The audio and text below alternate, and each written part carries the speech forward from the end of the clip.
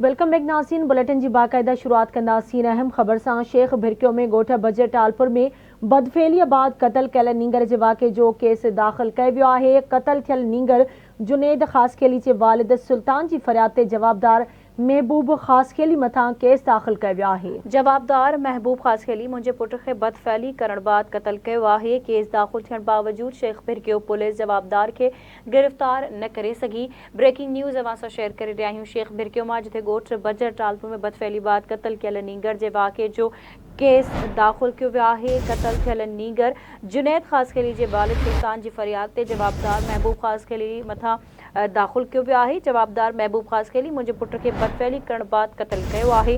Case दाख़िल थियण बावजूद शेख भिरकियो पुलिस जवाबदार खे गिरफ़्तार न करे सघी। एक भेरो ॿीहर अवांखे आगाह कयूं पिया। ब्रेकिंग न्यूज़ आहे। शेख भिरकियो मां ॻोठ बजर टालपुर में बदफेलीअ बाद क़तल कयल नींगर जे वाक़े जो केस दाख़िल कयो वियो आहे। क़तल थियल नींगर जुनेद ख़ासखेली जे वालिद सुल्तान जी फ़रियाद ते जवाबदार महबूब ख़ासखेली मथां केस दाख़िल कयो वियो।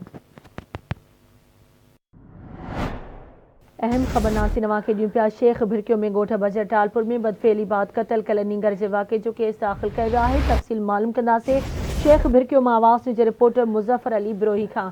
जी मुज़फ़र अली, वधीक कहिड़ा तफ़सील आहिनि, आगाह कजो। जी बिल्कुल, शेख भिरकियो भरसां ॻोठ बजर टालपुर में ज़्यादती ब तशद्दुद करे क़तल कयल नौजवान नींगर जुनैद अहमद ख़ासखेली जे वारे वाक़े जो केस संदसि वालिद जे फ़रियाद ते शेख भिरकियो थाणे ते संदसि वालिद जे फ़रियाद ते जवाबदार महबूब ख़ासखेली मथां केस दर्ज करायो वियो आहे। एफआईआर में मौक़िफ़ अख़्तियार कंदे ॼाणायो वियो आहे त संदसि नींगर जुनैद खे महबूब ख़ासखेली पाण सां गॾु क्रिकेट रांदि रहण जे बहाने सां वठी वञी ज़्यादती बैदि क़तल करे छॾियो आहे।